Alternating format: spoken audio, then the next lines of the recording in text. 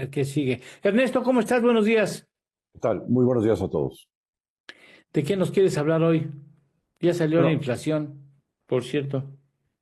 hoy corresponde hablar de los 10 principales pronósticos de la economía de Ah, sí, México cierto, los para el pronósticos es muy importante. 2025. Sí. Ujú. Vamos a hablar de inflación. Bueno, pues es un año muy complicado el 2025. Se combina pues la destrucción del marco institucional que está haciendo el Congreso desde que tomaron el control con la sobrerepresentación. Se combina eso con pues amenazas de degradación de la calificación, donde Moody's, de las tres calificadoras internacionales, ya puso en perspectiva negativa la calificación de México. Y bueno, estamos esperando que otras calificadoras lo hagan también, ¿no? Y luego, el 20 de enero, entra el presidente Trump con una serie de amenazas que ya ha estado platicando aquí, eh, en la que preocupan sobre todo, pues, el que vaya a imponer aranceles que está amenazando de 25% tanto a México como a Canadá. Quizás no los ponga al 25, pero pues sí, sí lo ha dicho así textualmente. Le vamos a imponer metas muy altas en migración y en tráfico de drogas. Y no las va a cumplir. Así, ¿no? Entonces les vamos a imponer estos aranceles. Junto con otra serie de amenazas que ha hecho Trump, no nada más a México, sino al mundo, bueno, pues se combina todo esto. Adicionalmente, dejan un batidero de finanzas públicas, está dejando al propio secretario de Hacienda de la administración anterior a que arregle estas circunstancias del déficit fiscal, lo cual implica un recorte del gasto. Lo mismo sucede en más de 70 países que tuvieron elecciones en este año, elecciones presidenciales, entonces el año entrante pues, tiene que haber recortes y es un escenario de desaceleración mundial. Entonces, con todo este panorama, ¿qué es lo que estamos nosotros pensando que va a suceder en la economía de México? Van los 10 principales pronósticos. De entrada, primero, el primer pronóstico es que nosotros contemplamos una ligera recesión en la economía mexicana para el 2025, en el PIB, ¿no? Un decremento del 0.5 en todo el año. El pronóstico de los analistas anda en 1.2, el pronóstico sobre el que se elaboraron las bases del presupuesto, tanto de ingresos como de egresos de la Federación, es del 2.3. En segundo lugar, eh, el segundo pronóstico es que nosotros vemos que la inflación y la política monetaria, pues que van de la mano, ¿no? Eh, Pensamos que vamos a ver una presión inflacionaria en el primer semestre por varios factores. Uno de ellos es toda esta circunstancia de enrarecimiento de la confianza de los agentes económicos. Segundo, la inseguridad que está desatada en varias regiones, que pues, se traduce luego en incrementos de precios de productos, sobre todo perecederos. El cambio climático, que todavía pensamos va a ser de las suyas, con precios agrícolas. El posible eh, implementación de las amenazas de Trump. Eh, y, y bueno, pues también los costos laborales, ¿no? Se está subiendo 12% el salario mínimo otra vez. Pues ya se llegó a un extremo en el que ahora sí le va a estar pegando a los costos laborales en general. Quizás los salarios contractuales no se incrementen en 12%, pero pues por lo menos sobre un 6%, ¿no? Y el Que, margen de sí, las empresas es muy bajo que por para cierto la era economía. 6.5% más el movimiento independiente de recuperación. O sea, si hubieran informado de esa manera, porque 12 parece que es general para todo mundo, ¿no? No, es solamente para el mínimo y da como resultado un 6.5 más un movimiento independiente de recuperación que da como resultado el 12 para el salario mínimo. Así es. Por eso hablo de un 6% de Sí. incremento que pudiera darse en los salarios contractuales en promedio, ¿no? Entonces vas a tener una inflación alta y eso pues, va a limitar que Banco de México pudiera estar bajando tasas de interés. Entonces pensamos que la inflación en todo el año va a estar en un 4.2% y que Banco de México va a poder bajar las tasas a lo mucho hasta el 8.75%. Los analistas están pensando que se van a ir hasta el 8%, la tasa de Banco de México. Luego, en cuanto a déficit fiscal, pensamos que va a estar ligeramente arriba de la meta presupuestada es 3.9, pero pues, ante un menor crecimiento económico, con mayores presiones inflacionarias, con una menor reducción de tasas que las que están contempladas en el Congreso, a pesar de que hicieran adicionales recortes en el gasto, pues pensamos que el déficit fiscal va a estar en 4.2% de PIB. Luego, el cuarto pronóstico, el déficit comercial.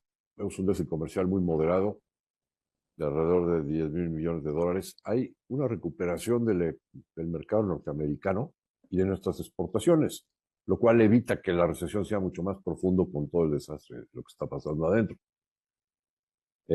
Estamos estimando un déficit de 10 mil millones de dólares, casi es un mercado, una balanza comercial casi en equilibrio, y pensamos que las exportaciones iban a tener un repunte que pudieran dar por ahí de crecimiento de 10%, y sobre todo en la segunda mitad del año, que ayuda también a mejorar las exportaciones, un tipo de cambio más alto, definitivamente. Lo hemos observado muy claramente a 16.60, ya estábamos sufriendo contracción de exportaciones a 20 pesos por dólar, ya estamos de nueva cuenta siendo más competitivos y por lo tanto pues, teniendo mejor precio, ¿no? En cuanto a inversión extranjera directa, nosotros estimamos que va a haber un monto de alrededor de 30 mil millones de dólares, es decir, hay una ligera contracción en la inversión extranjera directa. El 80 o 90% del mismo es reinversión de utilidades. Hay que recordar también que el señor Trump hará cuestiones fiscales dentro de su propuesta para incentivar a que las empresas americanas repatrien capital a Estados Unidos. Y todo este clima del enrarecimiento de la confianza de los agentes económicos por la destrucción del marco institucional, pues hará que la inversión extranjera no crezca en el primer año de sexenio.